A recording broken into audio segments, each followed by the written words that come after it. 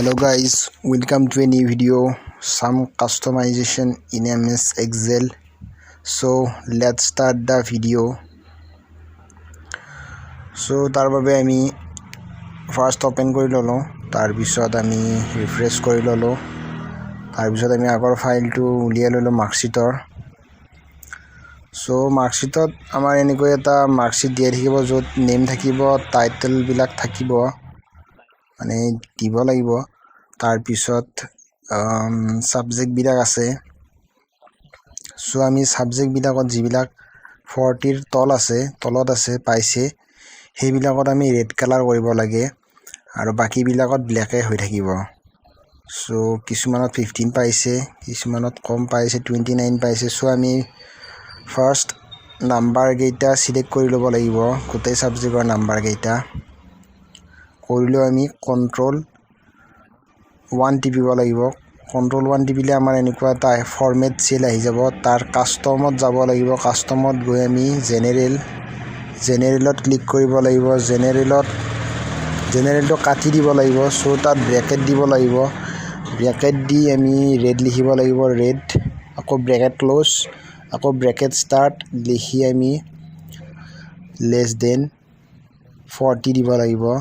40 দি আকৌ bracket close, আকৌ আমি সেমিকলন দিব লাগিব। তাৰ পিছত আকৌ ব্ৰেকেট স্টাৰ্ট, তাৰ পিছত ব্ল্যাক, ব্ৰেকেট ক্লোজ, তাৰ পিছত আকৌ bracket start greater than equal 40, মানে 40 তকৈ 40 পালে ব্ল্যাক হৈ থাকিব, তাতকৈ কম পালে ৰেড হৈ যাব, ৰেড কালাৰ। সো আমি ওকে কৰিলো, এন্টাৰ কৰিলো। এন্টাৰ কৰাৰ পিছত আমি দেখিবলৈ পালো যে এইবিলাকত 40 তল পাইছে, সেইবিলাকত আমাৰ ৰেডেৰে কালাৰ হৈ গৈছে আৰু বাকি বিলাকত ব্ল্যাকে হৈ আছে। সো এনেদৰে আপোনালোকে পাৰ্সেন্টেজতো কৰিব পাৰে। কন্ট্ৰোল 1 টিপিলে আহি যাব।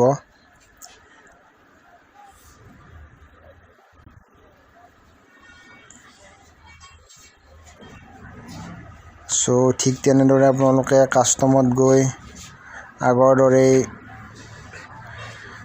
জেনাৰেলটো কাটি লৈ তাত ব্ৰেকেট ৰেড লিখি bracket close less than 40 bracket close, আকৌ সেমিকলন দি ব্ল্যাক লিখি। সো এনেদৰে আপোনালোকে ৰেড কালাৰ কৰিব পাৰে যিবিলাকত 40 তল পাইছে পাৰ্সেন্ট, অৰ্থাৎ ফেইল কৰিছে,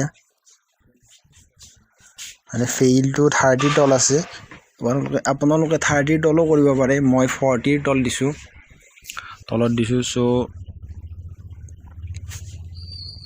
সো এনেদৰে দেখিবলৈ পাইছে। সো আকৌ আমাৰ ইমেইল দিয়াৰ কাৰণে আমাৰ এটা মেথড আছে। সো ইকুৱেল দিব লাগিব, তাৰ পিছত কনসেটনেট এটা ফৰ্মুলা আছে, তাত ডাবল ক্লিক কৰিব লাগিব। তাৰ পিছত টেক্সট 1, অৰ্থাৎ আমি যেটো টাইটেলটো আমি ফাৰ্স্ট দিম, গতিকে টাইটেলটো সিলেক্ট কৰিলো। তাৰ পিছত আকৌ কমা দিলো, কমা দি আমি ডট দিব লাগিব, যাৰ বাবে ঊৰ্ধ্বকমা দিব লাগিব, দুটা ঊৰ্ধ্বকমাৰ ভিতৰত ডটটো লিখিব লাগিব। তাৰ পিছত আকৌ কমা দিব লাগিব। তাৰ পিছত আকৌ ফাৰ্স্ট যেটো নেম আছিলে সেই নেমটো ক্লিক কৰিব লাগিব। তাৰ পিছত আমি আকৌ কমা দিব লাগিব, কমা দিয়াৰ পিছত আকৌ আমি ঊৰ্ধ্বকমাৰ ভিতৰত ডটটো লিখিব লাগিব।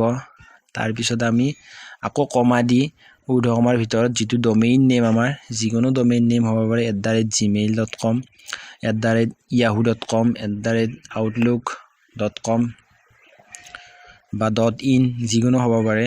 সো এনেদৰে আপোনালোকে ঊৰ্ধ্বকমাটো শেষ কৰি ব্ৰেকেটটো ক্লোজ কৰি এন্টাৰটো কৰি দিলে আহি যাব ইমেইলটো অটোমেটিক্যালি। সো এনেদৰে আপোনালোকে গোটেইকেইটা কাৰণে ইমেইল দিব পাৰে। সো এনেদৰে আপোনালোকে কৰিব পাৰে।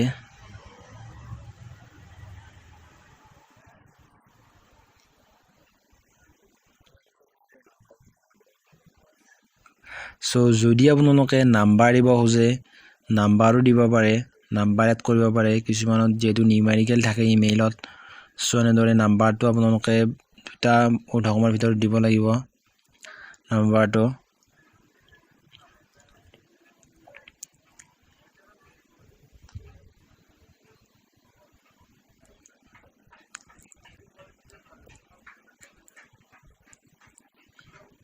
সো মই জাস্ট দেখুৱাৰ কাৰণে 1 এটা দিছো নাম্বাৰ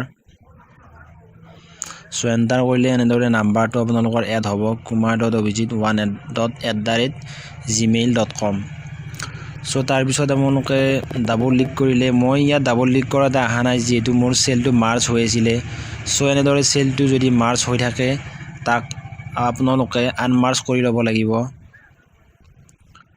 গতিকে মই ইয়াত আনমাৰ্জ কৰি ল'ব লাগিব সো আনমাৰ্জ কৰাৰ পিছত হে মানে ডাবল ক্লিক কৰিলে আহিব সো যেহেতু তলৰ ব্লক বিলাকো আনমাৰ্জ হৈ আছে গতিকে সেইবিলাককো আনমাৰ্জ কৰিবলৈ মাৰ্জ হৈ আছে সেইবিলাকক আনমাৰ্জ কৰিব লৈ ল'ব লাগিব তাৰ পিছত হে মানে তললৈকে ফৰ্মুলাটো এপ্লাই হ'ব যেহেতু মোৰ মাৰ্জ কৰা গৈছিলে সেলস বিলাক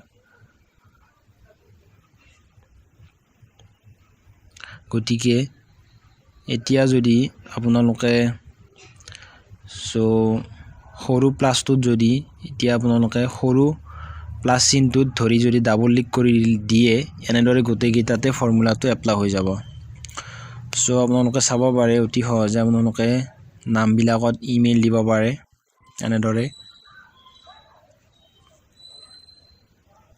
সো দেখিবলৈ পাইছে ইয়াত মই 1 2 এটা চেঞ্জ কৰিছো সো তল নেক্সট টু 2 দিছো সো এনেদৰে যদি আপোনালোকে এই দুটা ধৰি ডাবল ক্লিক কৰে সো চাব পাৰে 1 2 1 2 এনেকুৱা এটা ফৰ্মেটত আহি যায়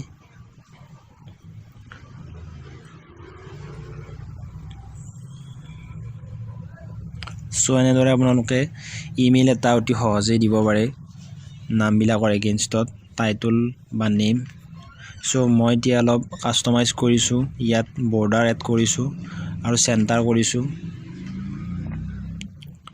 সো এনেদৰে আপোনালোকে নাম্বাৰ বিলাকো ৰেড কালাৰ কৰিব পাৰে যিবিলাকে 30 তল পাইছে নতুবা যদি 40 তল কৰিব দিয়ে 40 তলত তেতিয়াও কৰিব পাৰে যদি 30 তলত কৰিব দিয়ে তেতিয়া লেছ দেন 30 দিব লাগিব সো আগৰ ভিডিঅ'ত গৈ আপোনালোকে lookup method V lookup and H lookup মেথডবোৰ চাব পাৰে সো আগতে শৰ্ট দিয়া আছে দুটাৰ বাবে ভি লুকআপ আৰু লুকআপৰ বাবে আৰু এইচ লুকআপৰ বাবে এটা ভিডিঅ' দিয়া আছে সো আগৰ ভিডিঅ'ত গৈ আপোনালোকে চাব পাৰে সো থ্যাংক ইউ গাইজ হেহলৈকে চোৱাৰ বাবে thank you for watching guys and don't forget to subscribe like share and comment down so thank you everyone